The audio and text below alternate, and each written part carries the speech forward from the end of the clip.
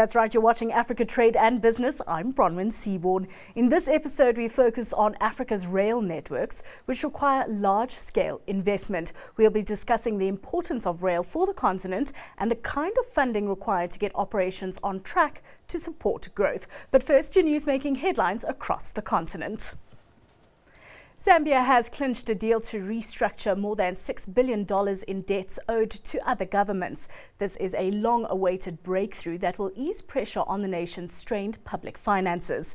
In 2020, Zambia became the first African country to default on its sovereign debt during the COVID-19 pandemic and has struggled since in protracted negotiations to agree on a deal on restructuring its external debt. But now that an agreement has been reached, Zambia can now receive another $188 million tranche of money from the International Monetary Fund. Nigeria's public debt is edging higher and could hit 37% of its gross domestic product from 23% recorded back in 2022. That's according to the West African nation's Debt Management Office. The forecast is close to the government's self-imposed 40% limit, and the projected increase is due to new borrowing and a central bank loan-to-bond swap. Countries to transition to cleaner energy. The so-called Just Energy Transition Partnership funding seeks to increase renewable energy to 40% of the West African nation's electricity mix over 7 years. Currently, Senegal relies on burning oil and gas to produce most of its electricity, while renewables account for 31% of its mix.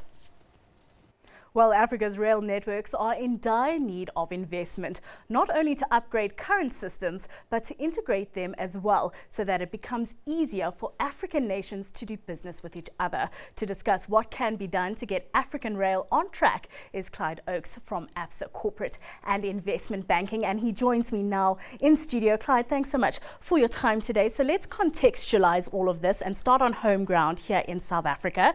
Transnet's troubles have been widely reported on, and it's come to this point where there has been a decision that has been made that we need private participation, and that necessitating a discussion that happens all the time when it comes to logistical challenges in Africa, even broadly, is this discussion between privatization versus public participation. What are your thoughts on choosing public participation as the route to go?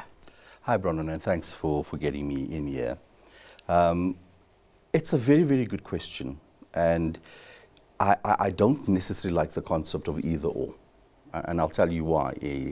A state-owned entity and run by a state, obviously you start getting certain laxations in the process, especially on maintenance and so forth. So privatization has always been on the cards as far as I was concerned, and I can use some of my experience having worked on mines as an engineer before I started in banking, where it was important that that maintenance aspect was brought in from both private and public. But it does seem like Transnet had steered away from that on that maintenance issue. So I am personally, and I think as a bank as well, we are pro privatization in whichever form. And let's mix it up a bit. Let's go private, but public-private partnerships also are so well structured often that it will just encourage a better methodology on how we can transport and move goods in South Africa in a sustainable way. And that's what we all want. We want to be able to get our goods moved. And we're going to see this private participation come through. How are you rating appetite for that? Are we seeing corporates really coming to the fore saying, okay, this is what we're going to do. We see the need. Government has called on us to step in this way. Are we seeing corporates take up that call? I'm going to say yes, with a relative tentativeness, and I think there might be a level of trust on where that is going to go. So your OEMs, your original equipment manufacturers are quite eager to get involved in that, because to a certain extent, when you go through this whole let's take some of our excess outsourced requirements, and that could be on your mechanicals, that could be on your workshops and things like that, and give that to private entities, and give them key views on how to potentially maintain that, then that strengthens the conversation. But I think there's still this testing of reluctancies. What are the terms and the conditions that are going to be required? And then the big word, is it financially viable? And also, is government creating an enabling environment, right? Because all of this could be stopped, pure and simple, by red tape. It could be. Now, so when you ask the first question, the reason that I prefer, and I think as most banks or private institutions prefer the PPP model, is because that's well structured. It says, these are my roles, these are your roles. Either I do the operations and we get through the points of who does the capital requirements, who does the purchasing, and who does the operational requirements. Those get defined effectively, and then you have KPIs and outputs, and those have to be met. Now, in all discussions about rail specifically, you have to compare to other forms of transport. If we're getting it right in privatizing aviation, and looking at, and I'm sorry, we have to go there sometimes because we're in the mode of transport. We see that it works once you get private investors. The idea of saying this is my flagship airline and I don't want to take my flag off it, and most of these airlines tend to fail. But participation from the public says we are invested, yeah?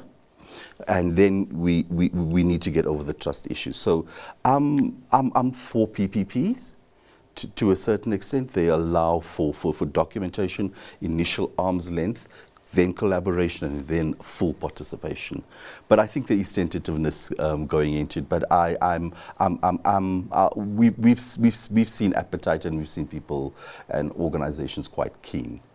So while there might be some tentativeness, and you're highlighting that there is some appetite, perhaps sweetening the deal or the fact that corporates could invest in ventures like this is the fact that it could help corporates reach ESG goals. Outline that for us. How exactly would rail satisfy ESG? Yeah. So it's something that, and I'm not trying to brand Absa, but many corporates have put it front and center of what they want to do and how they want to invest. When it comes to rail and the understanding from our perspectives, whether it's in South Africa or on the continent, ESG is vital. So some people have kind of forgotten that these concepts have been there. The only thing is I think we've just formalized it in a way that says this is environmental, this is governance, and this is the social part. With investment in rail, the environmental part is such a strong emphasis on how to move large mass cargoes at bulk at an economical rate and in an environmentally friendly way. Then there's the challenge of governance, and I think this is where we're struggling a bit when we're having the conversation about is there appetite, is there reluctance. It's the political and economic willingness. And I don't want to go further than that into the system, okay, that needs to come through. And that's why structures on privatization and PPPs make that willingness and appetite a better conversation. Because we tick it on the environment side. We're doing it. We can even decarbonize even further. Then on the social side, that's a complete win, okay? Because in investing in rail infrastructure, what are you doing? You are creating opportunities for employment. So once you start building, and I think what happens, and I'm trying not to detract myself too far, but I think the fear is the size and the investment that goes into rail infrastructure, because we know that there is infrastructure that exists, but we also know that we need to build more. And those numbers are stupendous. Staggering, I'm They're sure. staggering, right? And it's eye-watering because you often only get the capital side of it. You try and figure out the maintenance side of it. But you've got to buy locos. or rather, let me use a proper word, locomotives. You've got to buy wagons to haul your different commodities and goods, and those also change. So it's a variable thing. But what is he doing? It's creating innovation, it's creating jobs, it's creating sustainability. And what are we struggling with on the continent is we are struggling with jobs. We have a problem with jobs and creating sustainable work for the youth. So I've ticked on those very, very high without going into too much detail. But in rail infrastructure, we are entirely convinced that this is the right way to go. And the only way that it can go is technologically, we will see better outputs. That a conversation that Africa as a whole is looking at. You can't get away from job creation. You can't get away from ease of moving goods, trading with each other. Like you highlight, there needs to be this willingness to do it. But there are also all these technicalities, right, that come with having South Africa's rail network speak to Zambia's rail network, speak to Sudan's rail network potentially. So speak to us about some of those challenges in getting that right. So I've actually thought about this, and we often have debates about this, and there's one or two things that generally come up, but you're touching on this technical thing called gauge, which technocrats want to talk about. We don't know who came up with it, who decided that the gauge is this, but we're talking about mere millimeters of differences. Okay, so the analogy that I often use when we're talking about this, and I think we kind of touched when we spoke about aviation, is why don't we think about it in the aspect of aviation? If I want to move from Cape to Cairo, and let's use that as a thought experiment, on a plane, it's rather easy. But you do know that I have to speak to certain of those countries and flying over their airspace, right? So we do have regulators that sort that out. On the rail side, the gauge thing becomes a problem, right? It's because as soon as you leave South Africa, you don't know which gauges you're going to entail. So that is a problem. I am convinced, I am entirely convinced, and we've seen this in East Africa, that you can get around moving into those different areas and demarcations and having conversations on the cross-border that make it easy. That can happen. The only challenge that we are picking up is this gauge thing. So let's take the experiment Cape to Cairo. You should be able to get onto a train if you're a passenger or transport goods from Cape to Cairo. I can't see why it shouldn't. And the other thing I'm going to say, on the continent outside of South Africa, there's so much innovation. I mean, if we take M-Pesa, for instance, it's going into a cashless society in Kenya where rural people can be using that. And in East Africa where they've started standardizing those gauges. That can happen. I don't think we're ever going to find a train that's going to be able to change its gauge going across. But it's, again, I'm going to take it back to the willingness.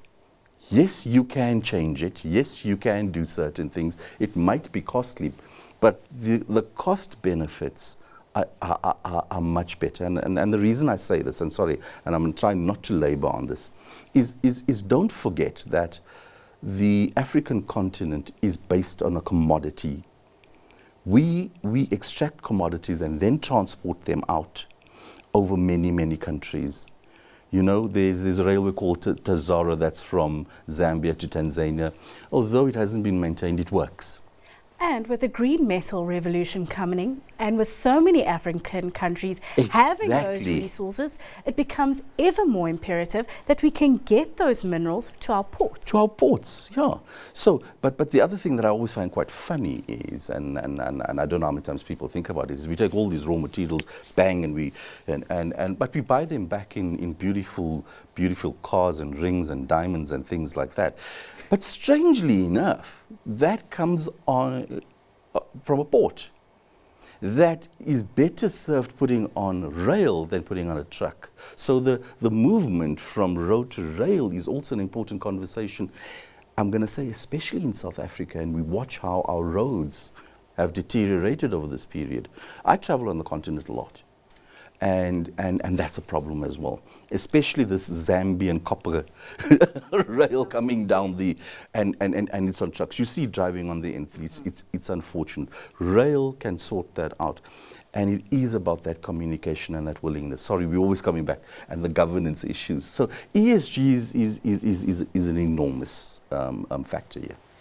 Well, on that note, we're out of time. Let's leave it there. Clyde, I feel like you and I could speak for days on all the tenets that come from this interview, so we'll definitely have to have you back in studio. That was Clyde Oakes from Absa Corporate and Investment Banking, and that's where we leave things for this week's episode of Africa Trade and Business. From me, Bronwyn Seaborn, and the rest of the team, it's goodbye for now.